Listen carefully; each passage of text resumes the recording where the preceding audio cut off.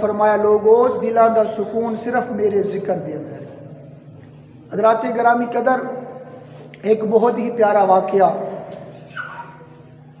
نبی کریم علیہ السلام کے پاس ایک دفعہ چند لونڈیاں اور چند غلام آئے، چند لونڈیاں اور چند غلام آئے تو حضرت علی المرتضیٰ شیر خدا کرم اللہ وجہ الکریم نے سیدہ فاطمہ کی بارگاہ میں عرض کی، اے فاطمہ تو گھر کا سارا کام کاج کرتی ہے اور صبح سے لے کر شام تک کام کرتی ہے، تھک جاتی ہے، حضور کی بارگاہ میں جاؤ اور عرض کرو یا رسول اللہ ایک لونڈی مجھے بھی عطا کر دے تاکہ تیرے گھر کا تھوڑا سا کام ہو جایا کرے۔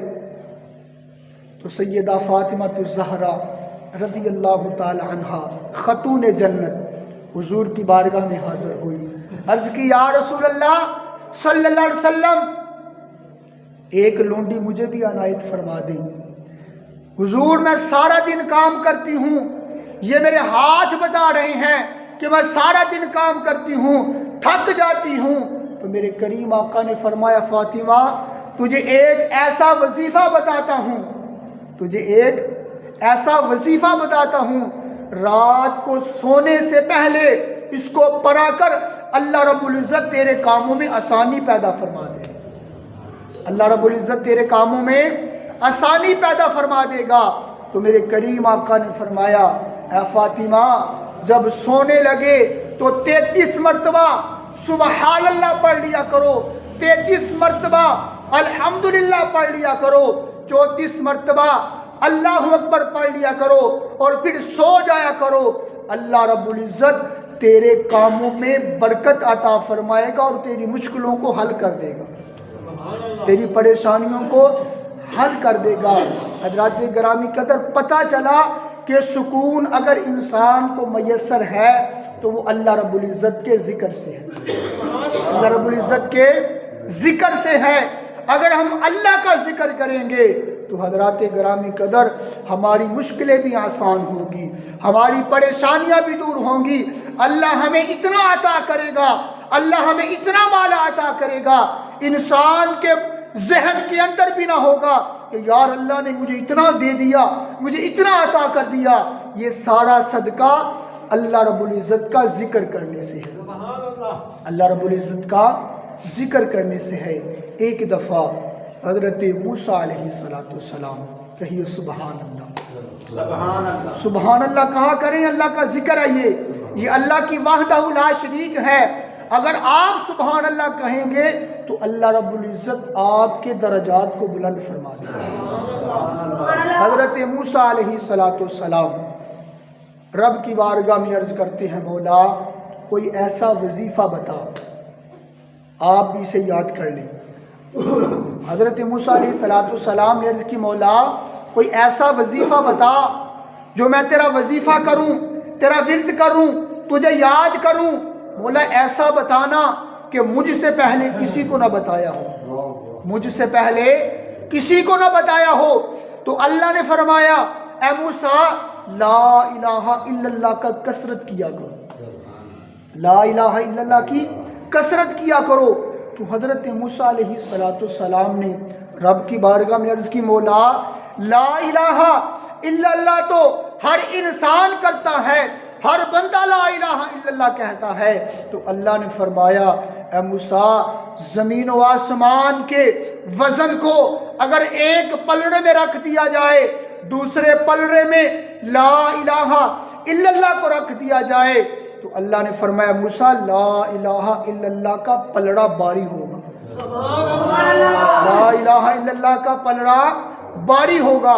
حضرات گرامی قدر یہ ہے اللہ کا ذکر، اللہ کا ذکر، اللہ کے ذکر سے انسان کی مشکلیں حل ہوتی ہیں۔ میرے کریم آقا صلی اللہ علیہ وآلہ وسلم نے ارشاد فرمایا کہ لوگوں جب ہم حضور نبی کریم صلی اللہ علیہ وسلم نے فرمایا جب انسان اللہ رب العزت کو کسی محفل میں یاد کرتے ہیں، کسی مجلس میں یاد کرتے ہیں، اللہ رب العزت اس بندے کو ایک بڑی بہترین محفل میں یاد کرتا ہے۔ وہ محفل کن کی ہوتی ہے؟ وہ محفل فرشتوں کی محفل ہوتی ہے۔ اللہ محفل سجاتا ہے اور اللہ اپنے بندے کو یاد کرتا ہے. کس بندے کو یاد کرتا ہے؟ جس بندے نے دنیا میں رہ کر رب کو یاد کیا ہے، جس نے رب کا ذکر کیا ہے. کیوں؟ دلوں کا سکون تو صرف اللہ رب العزت کے ذکر سے ہے، اللہ رب العزت کے ذکر سے ہے. حضرات گرامی قدر، کل قیامت والے دن، کل قیامت والے دن اللہ رب العزت ایک امت محمدیہ کے شخص کو کھڑا کرے گا، لوگوں کے سامنے کھڑا کرے گا، اور اس کے 99 دفتر گناہوں کے کھولے جائیں گے. اس کے 99 دفتر گناہوں کے کھولے جائیں گے، اور اللہ اس بندے سے پوچھے گا، اے میرے بندے، تو دنیا میں گیا تھا، میرے فرشتوں نے تیری نیکی کو بھی لکھا، میرے فرشتوں نے تیری برائی کو بھی لکھا، یہ رجسٹر چیک کر لے. کوئی میرے فرشتوں نے کوئی عدل و انصاف کے علاوہ کوئی ایسی ویسی کام تو نہیں کیا؟ تو وہ بندہ عرض کرے گا، مولا میں گناہگار تھا، میں سیاکار تھا، میں بد اعمال تھا. بولا جو تیرے فرشتوں نے لکھا ہے صحیح لکھا ہے. تو اللہ فرمائے گا، بندے تیری ایک نیکی ہے، تیری ایک نیکی ہے. یہاں تو عدل و انصاف ہوتا ہے، یہاں تو ہر ایک کے لیے کامیابی کا باعث بنایا جاتا ہے، اس کی نیکی کو ضائع نہیں کیا جاتا. تیرے لیے ایک نیکی ہے. وہ بندہ عرض کرے گا، مولا کون سی؟ تو میرے کریم آقا صلی اللہ علیہ وسلم کے غلاموں، اللہ فرمائے گا کہ تو نے دنیا میں رہ کر سچے دل سے اور یقین رکھ کے یہ پڑھا تھا، اشہد اللہ الہ الا اللہ وحدہ لا شریک لہ واشہد ان محمدا عبدہ ورسولہ. اے میرے بندے، دنیا میں رہ کر تو نے مجھے وحدہ لا شریک کہا، مجھے ایک کہا، اور میرے رسول پر ایمان لے کر آیا. اس نیکی کے صدقے، اس کلمے کے صدقے اللہ رب العزت اس شخص کو بخش دے گا. حضرات گرامی قدر، جب ہم کلمہ پڑھتے ہیں تو کلمہ پڑھنے کے بعد ہمیں کوئی ایسی ویسی بات نہیں کرنی چاہیے. ہمیں دین کا پتہ نہیں ہوتا، ہم دین پر تبصرے کرنے شروع کر دیتے ہیں.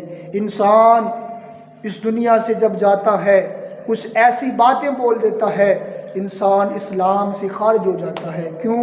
وہ توبہ نہیں کرتا. الحمدللہ ہم نے کلمہ پڑھا ہے، ہم دین کو الحمدللہ جتنا پڑھیں گے اتنا لوگوں کو سکھائیں گے، اور ہم دین پر بحث نہیں کریں گے. کیوں؟ اگر جس بات کا ہمیں پتہ ہے ہم وہی آگے لوگوں کو بتائیں گے. حضرات گرامی قدر، اللہ رب العزت کا ذکر کرے. اللہ رب العزت کے ذکر سے انسان کی مشکلیں حل ہوتی ہیں، انسان کی پریشانیاں حل ہوتی ہیں. ایک شخص نے ایک غلام خریدا. جب اس نے غلام خریدا تو غلام نے کہا، اے مالک میری 3 شرطیں ہیں، میری 3 شرطیں ہیں. آپ مجھے فرض نماز کے لیے نہیں روکیں گے. دوسری شرط، جو بھی کام ہو وہ دن کو مجھے کہہ دینا، میں کر دیا کروں گا، رات کو مجھے کوئی کام کہنا نہیں. کیوں؟ کیونکہ میں نے اللہ اپنے رب کی عبادت کرنی ہے، میں نے رب کی عبادت کرنی ہے. تیسری، میرے لیے ایک مخصوص کمرہ آپ رکھ دیں جس کے اندر میں اللہ کا ذکر کر سکوں. اس آدمی نے اس شخص کی 3 شرطوں کو قبول کر لیا، اپنے گھر لے گیا اور کہا یہ سارے کمرے ہیں، کوئی اچھا سا کمرہ اپنے لیے پسند کر لو. اس شخص نے کیا کیا؟ ایک پرانا سا ٹوٹا پھوٹا کمرہ اس نے اپنے لیے پسند کر لیا. اور اس آدمی نے کہا، اس کے مالک نے کہا، کوئی اچھا کمرہ بھی اپنے لیے تلاش کر سکتا تھا، تو نے کیوں نہیں کیا؟ اس نے کہا، ایک ایسا ویسا کمرہ، ٹوٹا پھوٹا کمرہ بھی اللہ رب العزت کے ذکر سے روشن ہو جاتا ہے، اللہ کے ذکر سے روشن ہو جاتا ہے. حضرات گرامی قدر، وہ بندہ، وہ غلام سارا دن اپنے آقا کی، اپنے مالک کی خدمت کرتا. جب رات ہوتی تو اللہ رب العزت کے سامنے اپنا سر جھکا لیتا اور ہر ساری رات اللہ کی عبادت کرتا. ایک دن اس کا مالک اپنے گھر کی طرف گھوم رہا ہے اور اس نے اپنے غلام کے کمرے کے قریب گیا. اس نے کیا دیکھا؟ کمرے کی چھت پھٹی ہوئی ہے، روشنی ہی روشنی ہے، اس کا کمرہ روشن ہو گیا ہے اور ایک قندیل بنی ہوئی ہے. وہ سارا منظر وہ اس کا مالک ساری رات دیکھتا رہا کہ یہ اللہ کا ذکر کرتا ہے، اس کا کمرہ روشن، اس کی دیواریں روشن. جب وہ بندہ دعا کرتا ہے تو دعا میں کیا بولتا ہے؟ اے مولا، تو نے میرے اوپر ایک آقا کا حق فرض کیا. مولا، میں سارا دن اس کی خدمت کرتا ہوں، اس کے کام کاج کرتا ہوں. مولا، اگر یہ بھی نہ کچھ ہوتا، اگر میرے اوپر میرا آقا نہ ہوتا تو مولا میں ہر وقت تیرا ذکر کرتا، میں ہر وقت تیرا ذکر کرتا. حضرات گرامی قدر، وہ مالک ساری رات یہ منظر دیکھتا رہا، اس کا کمرہ روشن ہے. جب صبح ہوئی اس نے اپنی بیوی کو بتایا کہ ہمارا وہ جو غلام ہے وہ اللہ کی عبادت کرتا ہے، وہ اللہ کا ذکر کرتا ہے، اس کا تو سارا کمرہ روشن تھا. دوسری رات اس کی بیوی نے بھی دیکھا، اس مالک نے بھی دیکھا، وہ دعائیں التجائیں رب کی بارگاہ میں کرتا ہے. مولا، اگر یہ میرا آقا نہ ہوتا تو میں ساری رات تیرا ذکر کرتا، تیرا ہر وقت میں تیرا ہی ذکر کرتا. حضرات گرامی قدر، جب اس مالک نے یہ منظر دیکھا کہ یہ رب کی بارگاہ میں یہ رو رو کر التجائیں کرتا ہے، یہ دعائیں کرتا ہے، اس کے مالک نے صبح اس کو کہا کہ جاؤ، میں تجھے اپنا حق معاف کرتا ہوں، میں تجھے آزاد کرتا ہوں، ساری رات ہر وقت جاؤ اللہ کا ذکر کرو. حضرات گرامی قدر، اس مالک نے کہا میں رات والی ساری دعائیں میں نے تیری سن لی ہے، تو اپنے رب سے کیا باتیں کرتا ہے. جب اس شخص نے یہ سنا، غلام نے یہ سنا، اس نے کہا یہ تو میرا اور میرے رب کے درمیان راز تھا، آج وہ راز سرعام ہو گیا ہے، اب مجھے زندگی کی کوئی ضرورت نہیں. اس نے رب کی بارگاہ میں دعا کی، بولا یہ میرے اور تیرے درمیان باتیں تھی، میں تیری عبادت کیا کرتا تھا، اب میرے جینے کا کوئی فائدہ نہیں. حضرات گرامی قدر، اسی وقت وہ شخص اس دنیا سے چلا گیا. اس نے اپنی دنیا کا رہنے کا مقصد کیا بنایا کہ اللہ رب العزت کا ذکر کروں، اللہ کا ذکر کروں. حضرات گرامی قدر، اللہ نے فرمایا الا بذکر اللہ تطمئن القلوب، لوگوں دلوں کا سکون صرف میرے ذکر سے ہے. اگر ہم چاہتے ہیں کہ ہمیں سکون میسر ہو، ہماری پریشانیاں دور ہوں، تو ہمیں اللہ رب العزت کا ذکر کرنا چاہیے. اللہ نے فرمایا فاذکرونی اذکرکم واشکروا لی ولا تکفرون. اللہ نے فرمایا انسان تو میرا ذکر کر، میں تیرا ذکر کروں گا، تو مجھے یاد کر، میں تجھے یاد کروں گا. حضرات گرامی قدر، رب کا یاد کرنا کیا ہے؟ وہ یہ ہے ہم دنیا میں رہ کر رب کو یاد کرتے ہیں. رب آسمانوں پر فرشتوں کی محفل لگاتا ہے اور سب اپنے بندے کو یاد کرتا ہے، اپنے بندے کو یاد کرتا ہے. حضرات گرامی قدر، جب بھی کسی محفل میں بیٹھیں وہاں اللہ کا ذکر لازمی کیا کریں، رب کو یاد لازمی کیا کریں. جو کوئی بھی کام شروع کریں اللہ کی یاد سے شروع کریں. جب ہم اللہ اور اللہ کے رسول صلی اللہ علیہ وسلم کو یاد رکھیں گے، حضرات گرامی قدر، ایک تو وہ ہماری محفل کامیاب ہو جائے گی، جو ہم گفتگو کریں گے اللہ رب العزت اپنی بارگاہ میں قبول فرمائے گا. جب ہم کوئی محفل سجاتے ہیں، یہ محفل سجی ہوئی ہے، یہ اللہ کے فرشتے یہاں موجود ہیں. صبح اللہ کے فرشتے نکلتے ہیں اور زمین پر چکر لگاتے ہیں کہ کون سی ایسی محفل ہے جہاں اللہ کا ذکر ہو رہا ہے. جب وہ فرشتے محفل کو تلاش کر لیتے ہیں، وہ ساری محفل کو سنتے ہیں اور بندے کی ساری دعاؤں کو سنتے ہیں.